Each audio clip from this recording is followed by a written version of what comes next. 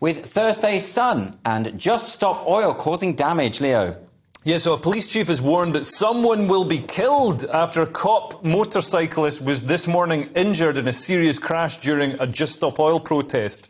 So they climbed gantries near several junctions on the M25, and the horror smash happened when a demonstrator ran onto the motorway to climb onto a gantry, and a rolling roadblock was put in place, and there was a collision involving the trucks and a police motorbike. So a witness said, I was driving along at around 6:21 a.m. Just around 6:21 when a woman started climbing a concrete pole, so obviously stopped to see if she was going to dance and take her clothes off, and a police officer on a motorbike swerved to try and stop her and collided with a lorry, which then crashed into another lorry. I mean, this could have been, you've seen, these are very busy motorways. This is how big pile-ups can get started. So, yeah, incredibly dangerous. This was always inevitable, wasn't it? We've had, patients unable to get to hospitals because of Extinction Rebellion protests. We've had people talking about how they haven't been able to make it to the funerals and things like that. A lot of anger is being stirred by this sort of strategy, Josh. And actually, someone died in Germany. Right. Motorcycle, yeah. So and this is the third day of protests in a row on the M25.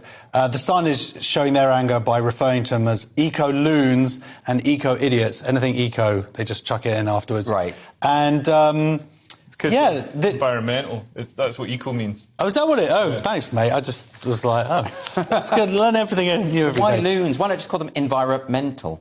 Oh, someone needs to go to get a job at the Sun.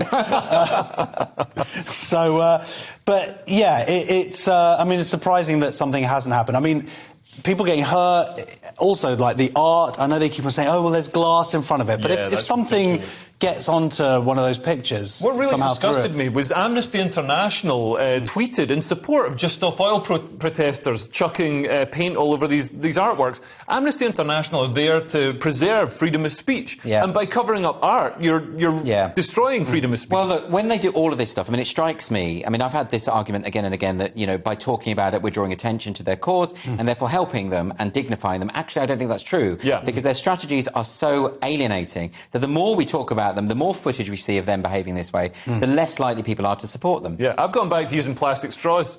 As a protest. Where did you find them?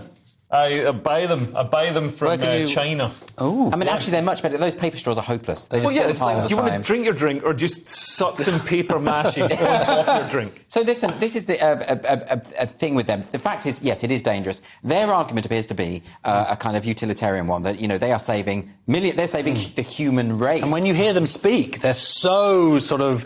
posh. They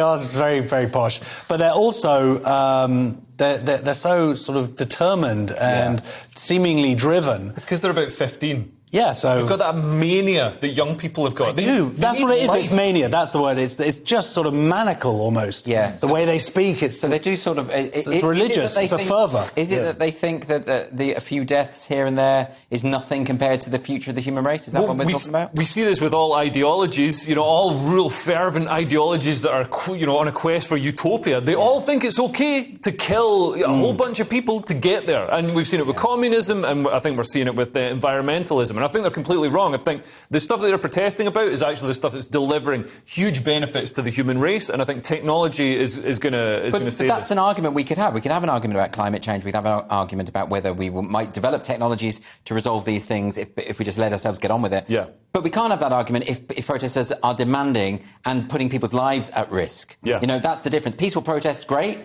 Protest where you're breaking the law, not great. Yeah. I think that should be the rule. If you've got a good idea, you should be able to convince people of that idea using that idea rather than, some it's crazy a democracy, right? protest. Apparently.